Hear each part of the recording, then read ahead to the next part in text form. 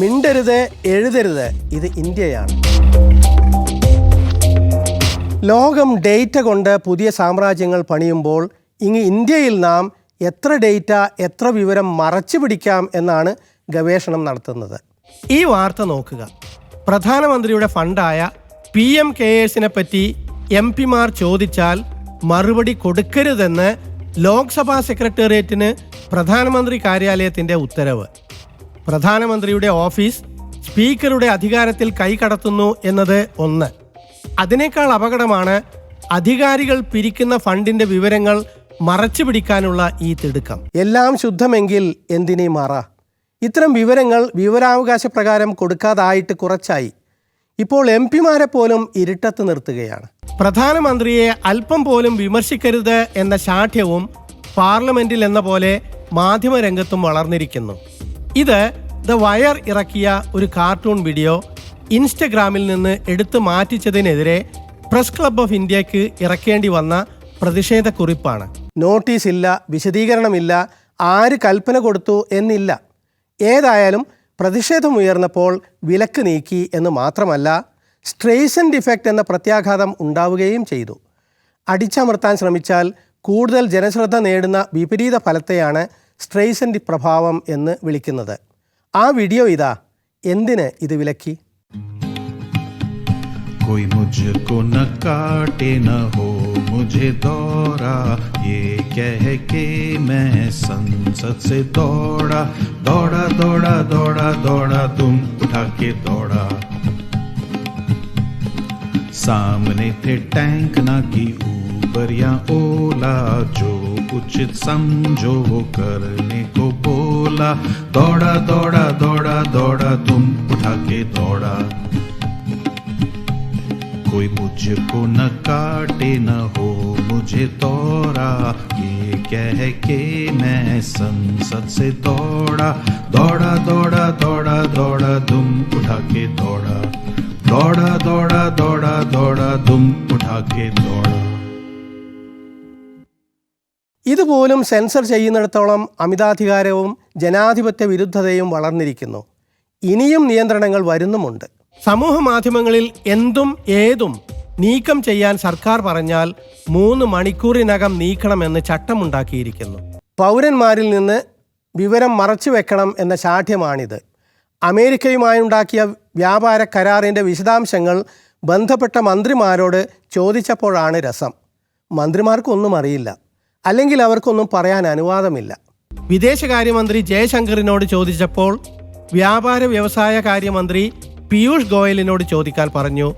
ഗോയലിനോട് ചോദിച്ചപ്പോൾ ജയശങ്കറിനോട് ചോദിക്കാനും. റഷ്യൻ എണ്ണ വാങ്ങുന്നത് നിർത്തുമോ? എനിക്കറിയില്ല. രാജ്യത്തിൻ്റെ ഗതികേട് മന്ത്രിമാരുടെ നിസ്സഹായതയിൽ പ്രകടം. സ്വന്തം വകുപ്പുമായി ബന്ധപ്പെട്ട അതിപ്രധാന കാര്യം പോലും വകുപ്പ് മന്ത്രിമാർക്ക് അറിയില്ലത്രേ. Talk to us about, the talks on the trade deal. Were there discussions on that ever since the announcement was made? Well, not directly with me, because that's being handled by Commerce and Industries Minister Piyush Goyal. Piyush sir, has India agreed not to import Russian oil as mentioned in Trump executive order? इसकी जानकारी आपको दे पाएंगे. മന്ത്രിമാർക്കും കാര്യമറിയാത്തതിന് പിന്നിൽ കുറെക്കൂടെ ഗൗരവപ്പെട്ട കാരണങ്ങൾ ഉണ്ടാകാം. സെൻസറിങ്ങിൻ്റെ ലക്ഷ്യം തന്നെ നേര് മറച്ചുപിടിക്കലാണല്ലോ. ശശി തരൂർ പറഞ്ഞ പോലെ, when the two ministers play ping pong with each other saying it's not in their mandates to answer the question, each one attributes it to the other.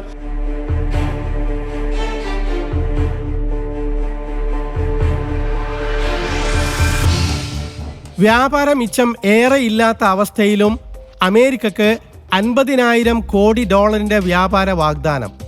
India അങ്ങോട്ടയക്കുന്നതിന് America 18% തീരുവ ഈടാക്കും. അവർ ഇങ്ങോട്ടയക്കുന്നതിന് നാം തീരുവ ചുമത്തിക്കൂടാ. എന്തൊരു കീഴടങ്ങലാണിത്. കരാറുകൾക്ക് പിന്നിലെ സമ്മർദ്ദത്തെ പറ്റിയാണ് രാഹുൽ ഗാന്ധി ലോക്സഭയിൽ പറയാൻ ശ്രമിച്ചത്. പക്ഷേ എപ്സ്റ്റീൻ എന്നും അദാനി എന്നും പറയുമ്പോഴേക്കും സെൻസർ കത്രിക പണി തുടങ്ങി. At the center of our defense budget is a choke applied by Mr. Adani. So I'd like to talk about Mr. Adani and the case in the United States against Mr. Ambani, because that is a central part of the budget. वो भी इस house के Why, sir? कोई सदस्य नहीं जिस पे आप आरोप लगा रहे, कैसे संभाल देंगे? किसी पे माननीय लीडर ऑफ अपोजिशन आप लिख करके दे सकते हैं अगर തീരുവ അങ്ങോട്ട് കൊടുക്കേണ്ടത് 25% നിന്ന് 18% കുറച്ചത് ചില പത്രങ്ങൾ ആഘോഷിച്ചു. പക്ഷേ ഇങ്ങോട്ട് തരേണ്ട ഇറക്കുമതി തീരുവ 0 കണ്ടില്ല. സീറോ ഡ്യൂട്ടിയിൽ ഇന്ത്യ കീശ നിറയ്ക്കുമത്രേ. സത്യത്തിൽ അമേരിക്ക കീശ നിറക്കും. 0 തീരുവയിൽ ബംഗ്ലാദേശും കീശ നിറക്കും. ഇന്ത്യ നോക്കി നിൽക്കും. പലരും അറിയുന്നില്ല. ഇന്ത്യക്ക് ഒന്നിലും വിവരമില്ല, അമേരിക്ക എല്ലാം തീരുമാനിക്കും എന്ന അവസ്ഥ. വ്യാപാര കരാറിൻ്റെ നല്ല വശങ്ങൾ മാത്രം പൊലിപ്പിച്ചും ദോഷവശങ്ങൾ മറച്ചും തീരുമാനങ്ങൾ അമേരിക്കക്ക് വിട്ടും ഇന്ത്യ എന്ത് ചെയ്യണമെന്ന വിളംബരം പോലും ട്രംപിന് വിട്ടും ഇതൊരു കീഴടങ്ങലാണ് എന്ന് തിരിച്ചറിയാത്ത അവസ്ഥ. മന്ത്രിമാർ പോലും ഇന്ത്യ US വ്യാപാര കരാറിനെ പറ്റി അറിയില്ലെന്ന് ഇവിടുത്തെ മാധ്യമങ്ങളോട് പറയുമ്പോഴാണ് അമേരിക്കയിൽ ഔദ്യോഗിക വക്താവ് ഇന്ത്യ എന്തൊക്കെ ചെയ്യുമെന്ന് അവിടുത്തെ മാധ്യമങ്ങളോട് പറയുന്നത്. വാർത്തയേക്കാൾ വസ്തുത ഈ കാർട്ടൂണിലുണ്ട്. കരാറിനെ പറ്റി ഗോയലിനോട് ചോദിക്കൂ, ജയശങ്കറോട് ചോദിക്കൂ എന്ന് പറഞ്ഞൊഴിയുന്നവർ. ഞങ്ങൾക്കറിയില്ല എന്ന് ക്യാബിനറ്റ് മന്ത്രിമാർ. മുൻപ് ഉള്ളിവില കൂടാൻ എന്ത് കാരണമെന്ന് പാർലമെൻറ്റിൽ ചോദ്യമുയർന്നപ്പോൾ ധനമന്ത്രി നിർമ്മല സീതാരാമൻ പറഞ്ഞു, വിഷമിക്കേണ്ട, എൻ്റെ വീട്ടിൽ ഉള്ളി വാങ്ങാറില്ല എന്ന്. हाँ, मैं इतना लहसुन प्याज नहीं खाती हूँ जी, सो डोंट वरी. मैं ऐसे परिवार से आती हूँ जहाँ अनियन प्याज का मतलब नहीं रखते हैं. ഇതേ മട്ടിൽ റഷ്യയിൽ നിന്ന് ഇനി എണ്ണ വാങ്ങില്ലേ എന്ന ചോദ്യത്തിന് വാണിജ്യമന്ത്രി ഗോയലിൻ്റെ മറുപടി, ഞാൻ എണ്ണ കമ്പനി നടത്തുന്നില്ല എന്ന്. But oil, are we buying Russian oil?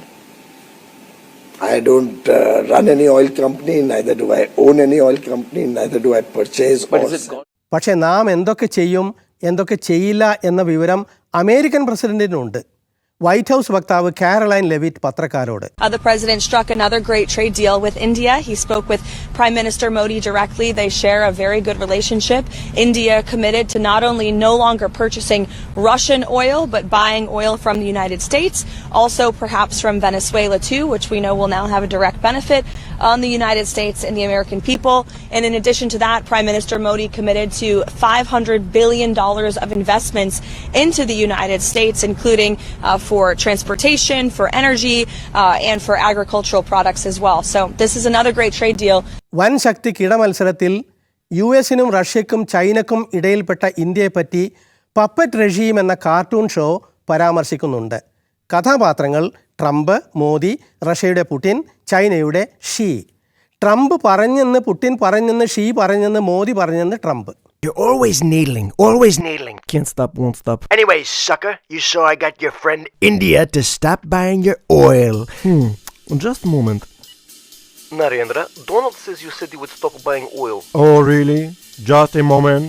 Putin said you said I would stop buying oil, but I did not really say it in this way. Oh, really? Just a second. Modi says you said I said he said something that he now says he didn't say. Ugh, just a moment. Trump said Modi said something, but Modi now says he didn't say what Trump said he said. But if he said it, I'm not sure what to say. Well, I'm always with you. No matter what I say. Great. So she says what he usually says when I said you said Modi said he said something he says he didn't say. Well, you tell Sheeta whatever he said about what I said Modi said. He has no say in what I say. വസ്തുതകൾ മറച്ചുവെക്കാനും sensor ചെയ്യാനുമുള്ള പുതിയ തിടുക്കത്തിൻ്റെ കാരണം New York times പറയുന്നത് ഇങ്ങനെ: ട്രംപുമായുള്ള വ്യാപാര കരാർ മോദിക്ക് തലവേദനയായിരിക്കുന്നു. Online പോസ്റ്റുകൾ, പുസ്തകങ്ങൾ, വാർത്തകൾ, റിപ്പോർട്ടുകൾ എന്നും എപ്പോഴും സെൻസർ ചെയ്യപ്പെടാം. പാർലമെൻറ്റ് ചർച്ചകൾ പോലും.